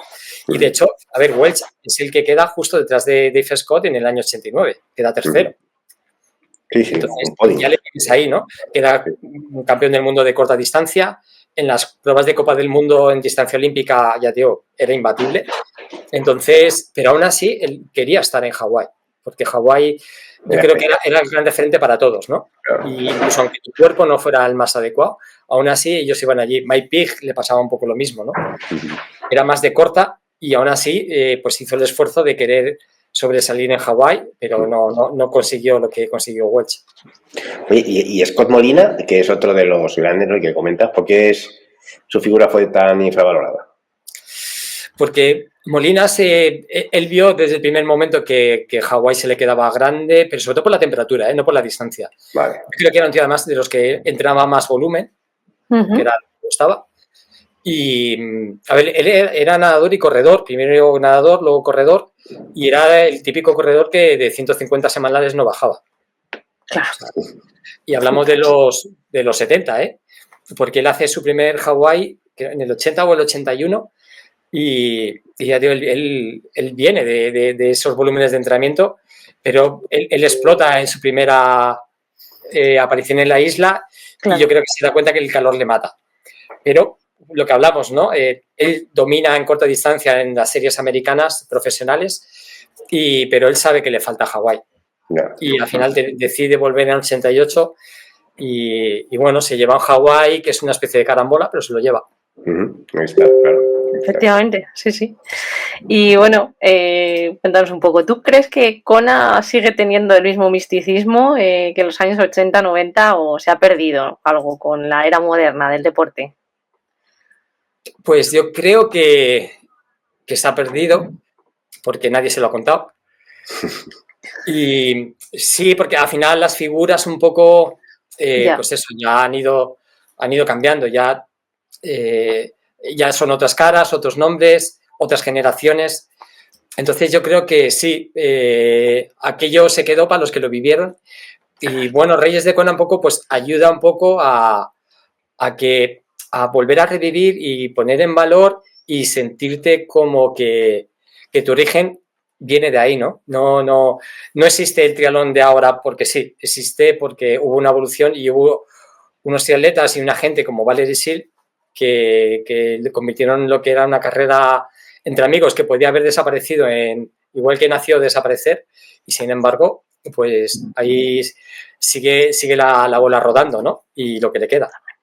Totalmente, sí. Y bueno, hoy vivimos en una era donde abunda la tecnología, el entrenamiento basado en datos, el marketing. ¿Qué pueden aprender los triatletas de hoy de aquellos pioneros? La constancia y no depender tanto de los resultados. O sea, es la propia vivencia también es muy importante, ¿no? No puede ser que la valoración de una temporada sea únicamente por resultados, ¿no? Hay algo más. Y yo creo que sería uno de los aprendizajes, pero bueno, y seguramente los triatletas del pasado también podrían aprender de los de ahora. Sí, claro. Entonces, yo creo que es algo generacional, o sea, al final, pues generalmente los jóvenes aprenden de los que les han precedido, pero la gente el triatleta yo creo de todas formas es una especie temporal. Yo creo que mantiene una especie de juventud de espíritu, pasen los años que pasen. Yo veo a la gente con la que yo empecé a competir y yo les veo y lo comparo con lo que es pues gente de la misma generación de la calle y no es otra visión de la vida al final, la que te da yo creo que el tri, que no se pierde nunca, ¿eh? Yo creo además que como te da la capacidad de poder hacer otros deportes, porque tú ya vienes de dominar 3. Claro. Entonces, una temporada en tu vida, de repente ya no se tercia, no tiene los tiempos, tal, pero alguien te propone una maratón o un trail de 60 y ¿por qué no? Si yo sé correr, yo sé entrenar, yo mentalmente puedo con ello, ¿no? Y así con todo. Entonces, yo creo que esa juventud de espíritu siempre va a estar ahí, ¿no? Y si la gente actual vuelve a sentir un poco el enlace con su propio pasado, pues hemos cerrado un círculo, ¿no? Sí, totalmente. Está claro. Oye, Juan, yo te voy a hacer 3 afirmaciones, o sea, 3 comentarios que yo tengo claro y que pienso así sobre Kona y tú me dices un poco al respecto. Yo creo que es un lugar con una energía única, exigente y espiritual, ha quedado demostrado, que la isla elige a quien gana cuando hablamos del Ironman de Hawái y que no puede reemplazarse por Niza ni trasladarse porque Kona es Kona. Sí. A ver, la energía de la isla, tú cuando trabajas del avión has estado allí y ahí hay algo que no es la humedad, que no es el sopor, que no es el olor. Hay veces que casi que te oprime un poco las sienes, ¿no?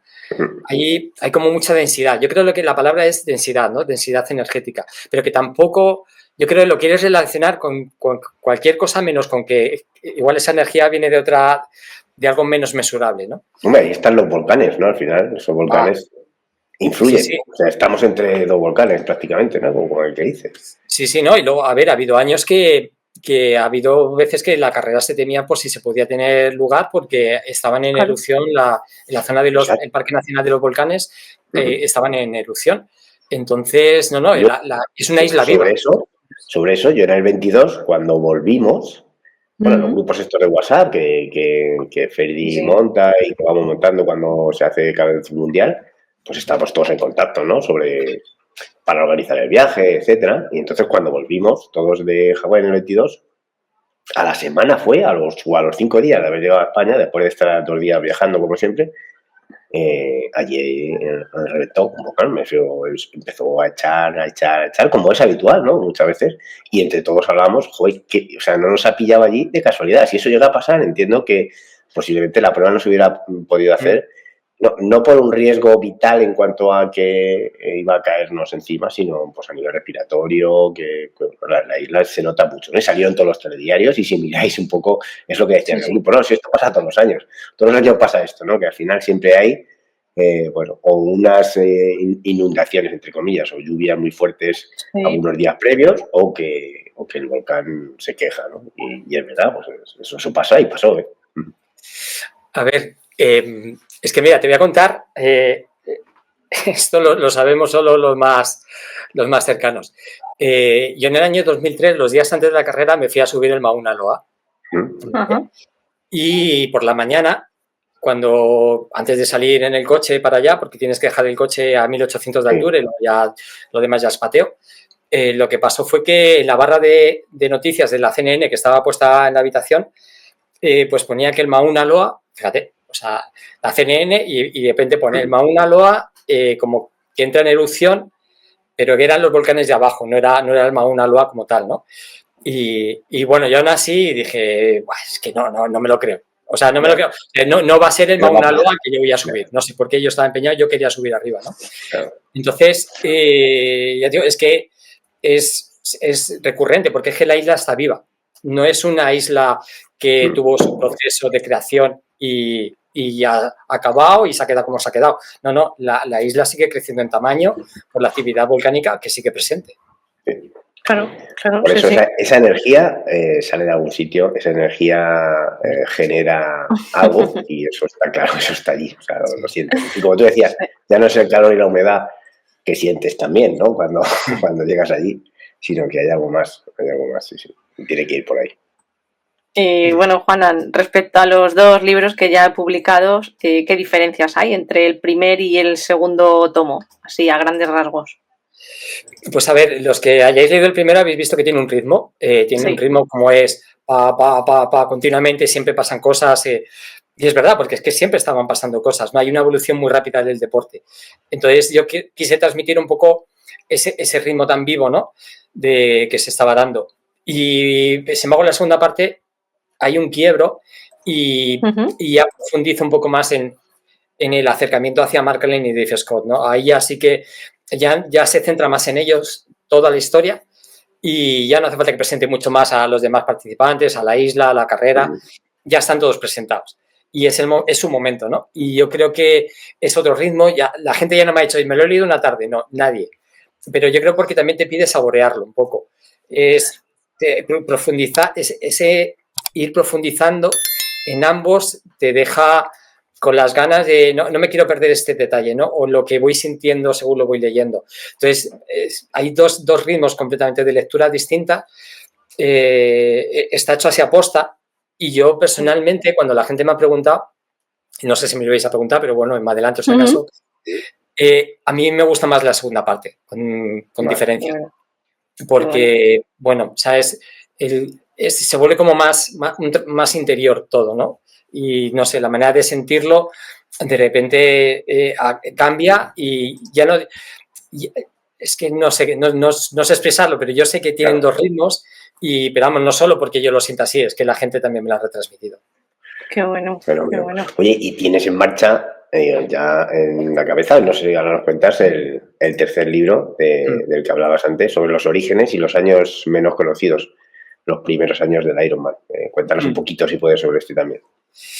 Pues eso, Originals, al final, es el resultado de haberme documentado y esa información no le vi la cabida para el libro que yo quería hacer de Reyes de Kona. Entonces, podía hacer dos cosas, meterlo a capón, no meterlo y que se perdiera, o la tercera opción, que era crear un libro específico, ¿no? Y estoy estos días volviendo otra vez a revisarle. De hecho, he encontrado algunos datos fascinantes que bueno, os van a encantar. O sea, bueno, no sé, a los flipados como yo seguro. Sí, sí. Y sobre, ya digo, algunos de los personajes hay grandes sorpresas y yo creo que es un poco más de nicho, ¿vale? Porque ya no va a haber aprendizaje. Esto es realmente alguien que quiera conocer los orígenes y cómo eran los violetas de los orígenes, ¿no? Igual no está tan abierto, lo entiendo, pero me da igual. Yo quería hacer ese libro casi que en homenaje un poco a todos ellos, ¿no? Porque al final somos sus hijos, de alguna manera, ¿no? Fueron la semilla que ellos plantaron.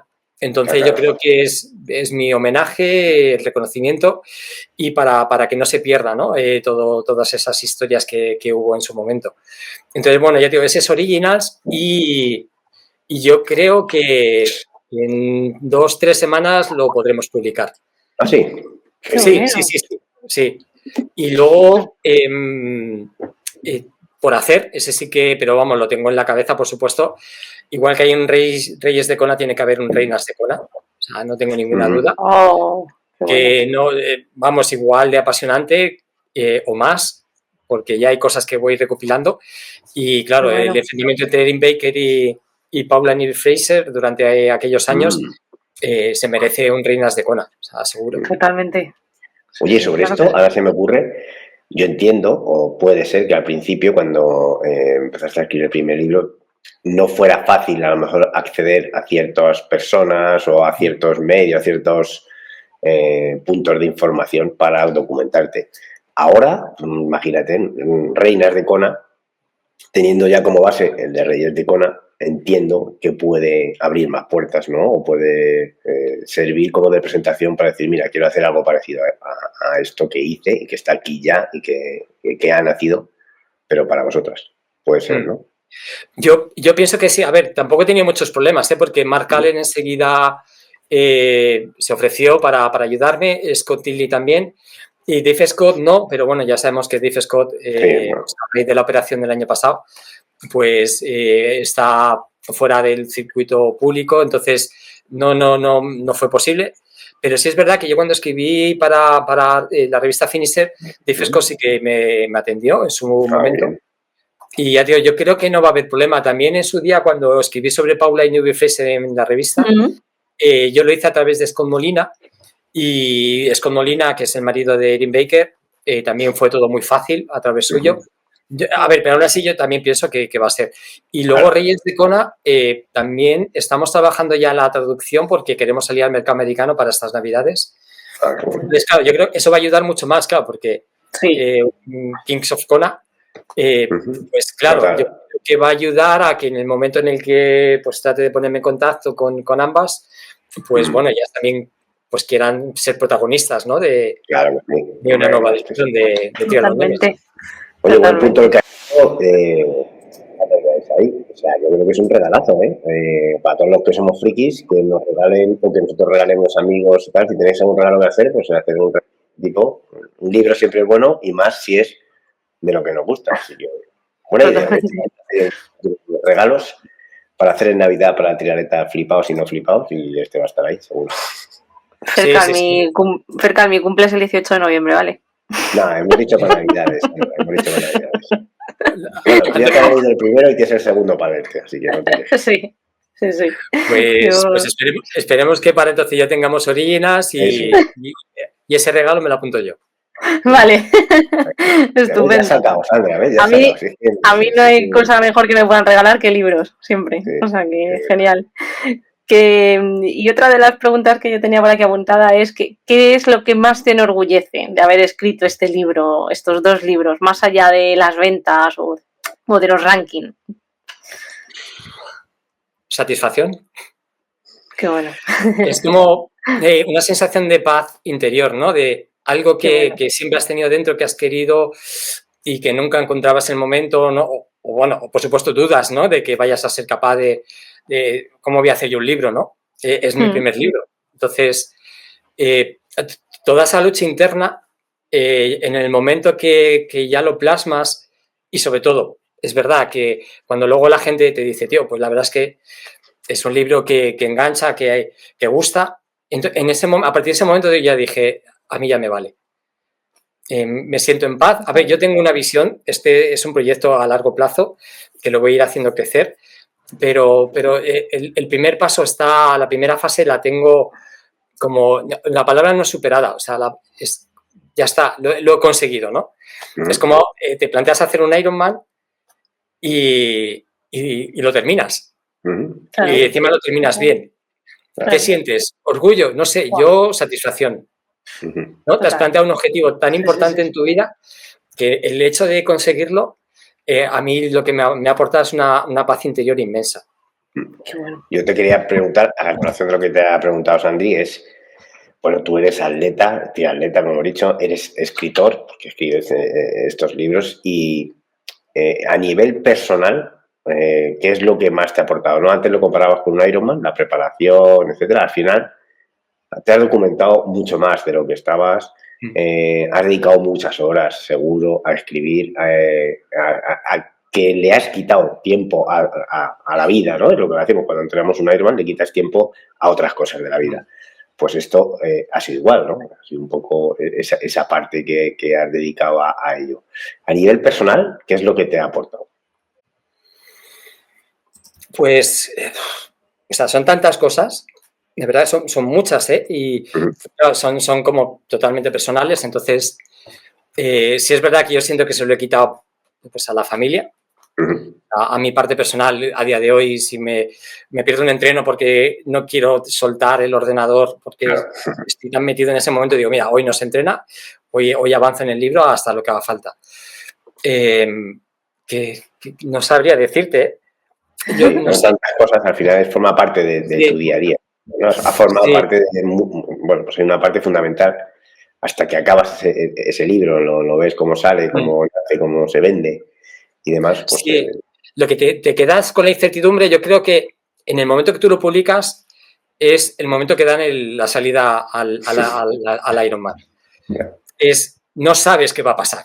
Claro. Tú has hecho todo tu trabajo, pero es ahora cuando se tiene que plasmar, ¿no? Y sabes que pueden pasar muchas cosas, puede que salga bien, puede que salga mal. Y es un poco la sensación que yo tenía en el momento de publicar, ¿no? Claro. Digo, vale, yo ya he hecho mi parte. Eso es. Ahora ya no... En el Ironman... No depende tanto de ti, eso es. Sí, pues ya está. Yo ya he hecho todo mi entrenamiento y ahora ya, pues que la carrera dicte sentencia, ¿no? Por eso, lo que decía, que al final es importante, igual que en el Ironman tenemos que disfrutar del camino y todo esto hasta que llega el día de la prueba, que pueden pasar 1000 cosas. Tú has sacado el libro, ahora ya que a la gente le guste o no le guste. A nivel personal, yo, vamos, si fuese tú, me hubiera aportado todo ese conocimiento, todo ese revivir algo que me apasiona. Según estabas documentándote, según estabas escribiendo, según estabas viéndolo, eso forma parte de ti, ¿no? Entonces yo creo que eso es lo que sacas en claro, independientemente de lo que pasa a los demás, de que a uno le guste, de que no le guste, de que lo crea interesante. O sea, eso ya es, vamos... Totalmente. No en esa parte, sino porque has dedicado mucho tiempo a algo que te apasiona y que es especial, ¿no? Como es esto. Sí. A ver, sé que está 1000 veces, es una frase repetida, pero sí, tienes que disfrutar del camino, que es realmente lo que te va a aportar. Y yo recuerdo que había veces que estaba tan metido en la historia que le llegaba a Maribel y de repente descubría un dato y se lo contaba, ¿no? Y yo creo que ya empezó a aburrirla. Soy incapaz de hablar de otros temas, ¿no? Digo, estoy tan metido ahora mismo en la historia de ambos, ¿no? Que todo lo relacionaba, todo, encontraba el vínculo y enseguida me salía el dato, ¿no? Y me decía, pero ella una cosa muy importante, me dijo, que no sea un libro de datos. Si es un libro, es un libro. Y entonces tienes que contarlo como si fuera una historia, ¿no? Y de repente eso me ayudó un poco a volver a replantearme todo en mi cabeza y a focalizar un poco en crear la historia. Y los datos eran la historia, pero que no fuera un libro de datos, que es un poco lo que ocurre con Ironworld, ¿no? Yo creo que ahí ¿quieres datos? Aquí están, todos. Claro. Sin embargo, para vivirlo como una historia de superación, yo creo que Reyes de Kona es más el sitio, ¿no? Pero ya digo, los datos como tal, puros y duros, tienes muchísimos en ese libro y en otros lados. Pero concentrarlos y de manera que los vayas leyendo como si fueran parte del escenario, eso ya digo. Mike Plant en Iron Will, yo creo que es un poco el mismo acercamiento, ¿no? Entonces, bueno, cada uno pues hemos aportado nuestra manera de entender el tri, ¿no? Al final a todos nos fascina y bueno, pues ya está, es mi manera. Sí, totalmente. Perfecto. ¿Y hay personajes que te gustaría explorar en otros libros que todavía no hayas hecho en estos libros? A ver, igual que te hablaba antes de Reinas de Kona, sí. Hay que salirse también del Iron Man porque en la historia del tri da para muchísimo. Sí. Y para mí un enfrentamiento que hay que profundizar es el de Javi y Broly. Bueno, ambos, porque se tiene que enfrentar a dos manos. Y es otro de los libros que yo creo que tengo muchísimas ganas de meterle mano. Lo que pasa que es que no me da el tiempo. Claro. Lógico. Orígenes, bueno, lo que va a venir después, que van a venir más cosas, ya digo, no, y tengo muchas ganas de ponerme, pero lo que también es verdad que mientras que no tenga cerradas capítulos, no quiero empezar un nuevo libro. No, porque cuando lo haga quiero volver otra vez a vivenciarlo como estos 6 meses que me llevó un poco escribir, ¿no?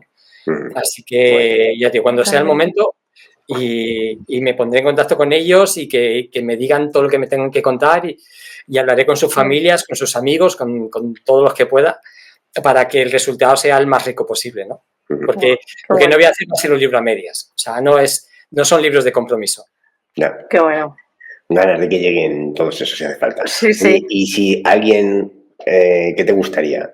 Mensaje, ¿te gustaría que quedara en el lector cuando cierre el Reyes de Kona? Lo tengo clarísimo. Inspiración. Quiero que se sientan inspirados. Que se sientan inspirados, pero no solo para hacer Trino o Iron Man. Que se sientan inspirados para cualquier objetivo que se planteen en su vida. Que vean que las cosas se pueden torcer, se pueden poner en contra, se pueden poner de 1000 maneras. Y de hecho se van a poner, dalo por hecho. Pero que siempre vas a tener esa fuerza interior para si lo quieres, lo vas a conseguir. Y lo que tienes que hacer es poner todo de tu parte. Y entonces en ese momento te vuelves imparable. Así es, totalmente. Qué buen mensaje. Y bueno, si Valerie Sil, Dave Scott, Mark Allen o Julie Moss escucharan este podcast, ¿qué crees que pensarían de cómo se recuerda hoy su legado? Pues me gustaría pensar que orgullo. Sabes que ellos fueron los que un poco han dado forma a todo esto, ¿no? Entonces yo creo que es el reconocimiento mínimo que los demás podemos hacerles, ¿no? Ellos seguro que se sienten en paz con lo que lograron y el legado que han dejado, seguro. O sea, tú escuchas a Mark Allen, que es una especie de embajador del triatlón, y yo cuando le escucho siento que me transmite paz. Él está en paz con el tri y lo que quiere es un poco, yo creo, devolver lo que le dio. Él dio mucho al tri, pero es que el tri también le ha devuelto mucho a él y él a día de hoy pues sigue siendo uno de sus grandes embajadores, ¿no? Pero que no es el único, ¿eh? A mí Javi me parece como embajador. Yo muchos años pensaba, cuando ganaba a Broly, yo decía, es que es el mejor campeón del mundo que podemos tener en el deporte, independientemente de que, ¿sabes?, que compartas nacionalidad. Sí. Es que hay gente que está dotada para transmitir, igual que Raña es como, tío, o sea, te daría un abrazo y me iría contigo a donde me dijeras, pero que a su manera también es un embajador, está claro, ¿no? Sí. Porque cansa. Pero yo creo que esas figuras un poco como embajadores la tiene gente, pues eso, Allen, porque Tilley también hace un poco la labor esa de embajador del deporte, pero Tilley siempre ha tenido una personalidad muy fuerte. Y si no te gustaba, lo siento. Claro. Entonces, el embajador es aquel que tiene palabras para todos. Totalmente. Muy bien. Así es. Oye, Juan, ¿y dónde puede la gente comprar los libros? ¿Dónde puede adquirirlos? ¿Dónde puede seguirte? O cuéntanos un poco si alguien quiere saber más, ¿qué tiene que hacer? Pues nada, los libros se compran a día de hoy en Amazon. Estamos empezando a valorar alguna opción de alguna tienda física también para compartir, pero hoy por hoy, ahora mismo exclusivamente en Amazon. Y luego la página web, que es Triathlon Nemesis, y desde ahí pueden llegar también al perfil de Instagram, que es Triathlon-Nemesis. Y bueno, ahí asiduamente vamos actualizando contenidos. Hay una parte de blog en la página web donde quiero... Porque hemos hecho un cambio de la primera edición, hemos hecho una reedición, o sea, del primer libro, perdón, una reedición. Tenía muchas erratas y había que corregirlas. He aprovechado y lo que pasa es que he metido en nuevos contenidos. Entonces, lo que voy a hacer es que los nuevos contenidos, que todo el mundo tenga acceso a ellos, porque los voy a ir colocando progresivamente en el blog. Y yo siempre lo iré anunciando en el Instagram, con lo cual, toda la gente que se ha comprado esa primera edición, que igual se va a convertir en un libro único, que ya no va a volver a existir, pues ya digo, no se va a perder los contenidos porque lo suyo es que tengan acceso a ellos igualmente. Perfecto, pondremos en las notas del programa y cuando publiquemos los enlaces a todo, enlace a los libros en Amazon, enlace a la web, a vuestro Instagram y nada, para que la gente lo pueda tener en acceso directo. Pues nada, Juana, muchísimas gracias por trasladarnos a aquellos años míticos de Kona. A mí personalmente el primer libro me ha fascinado y bueno, tengo aquí el segundo encima de la mesa esperando el momento perfecto para empezarlo con calma y saborearlo y disfrutarlo, que es como se disfrutan estas cosas. Y bueno, que estamos deseando que saques las siguientes ediciones porque nos has dejado, a mí por lo menos, con muchas ganas de leer mucho sobre la historia del triatlón. Pues dejadme que os dé yo las gracias a vosotros por abrirme esta ventana de oportunidad y ni se te ocurra, vamos, Originals es mi regalo, o sea, no... Vale, o sea, y disfrutar de la segunda parte, de Reyes de Kona, que yo creo que se le exprime muchísimo y bueno, y el final es un quiebro que quería darle y lo guardé. Digo, este dato cuando lo meto, ¿no? Y dije, esto tiene que ir al final. Y va a dejar un sabor de boca inesperado, pero chulo. O sea que, bueno. Pues mira, sobre esto que dices, nada, simplemente darte las gracias también, resumir que Reyes de Kona no solo cuenta la historia de quienes ganaron, sino de quienes nunca dejaron de creer, yo creo que fue, y nada, como nos dejas con la miel ahí en los labios y les dejas a muchos, vamos a sortear 2 ejemplares del segundo volumen de Reyes de Kona, cortesía de Juan Hernández, su autor, y lo vamos a sortear entre los que sois fan del podcast, a quien nos debemos mucho también y os damos las gracias por estar ahí mes a mes, semana a semana. Y nada, como estáis viendo últimamente traemos cosas chulas, sorteos, pues no podíamos dejar de ofrecer 2 ejemplares gracias a Juanan de Reyes de Kona 2. Así que nada, lo dicho, gracias Juanan, gracias a todos y nada, nos vemos en el próximo episodio. Nos despedimos chicos. Chao. Chao.